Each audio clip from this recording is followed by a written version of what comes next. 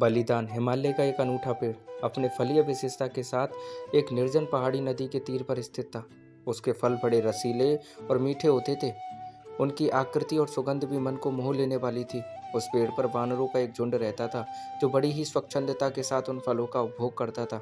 उन वानरों का एक राजा भी था जो अन्य बंदरों की तुलना में कहीं ज्यादा बलवान, गुणवान और शीलवान था। इसलिए वह महाकपि के नाम से जाना जाता था।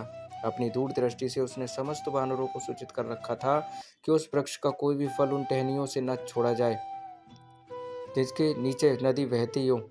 उसके अनुगामी वानरों ने उसकी बातों को पूरा महत्व दिया, क्योंकि अगर कोई फल नदी में गिरकर बहकर मनुष्य को प्राप्त हो जाता तो उसका परिणाम वानरों के लिए अत्यंत भयंकर होता। एक दिन दुर्भाग्यवश उस पेड़ का एक फल पक्का टहनी से टूटकर बहती हुई नदी की धारा में प्रवाहित हो गया, और उन्हीं दिनों उस देश का राजा अपनी रानियों व दास दासियों के साथ उस नदी के तीर पर विहार कर रहा था।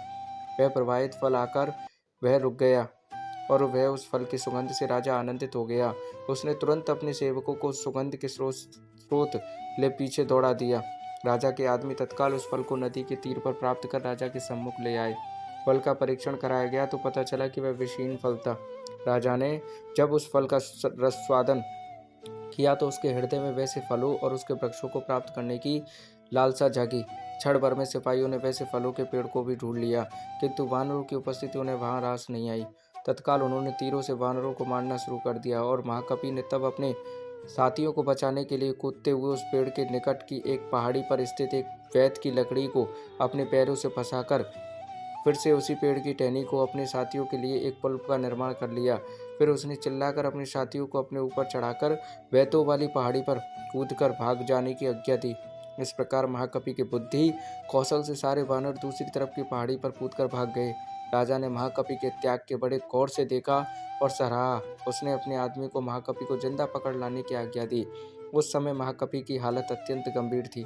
साथ ही वानरों द्वारा कुचल जाने के कारण उसके पूरे शरीर में दर्द होने लगा। राजा ने उसके उपचार की सारी व्यवस्थाएं भी करवाईं, मगर महाकपि की आंखें हमेशा के लिए बंद हो चुकी थी।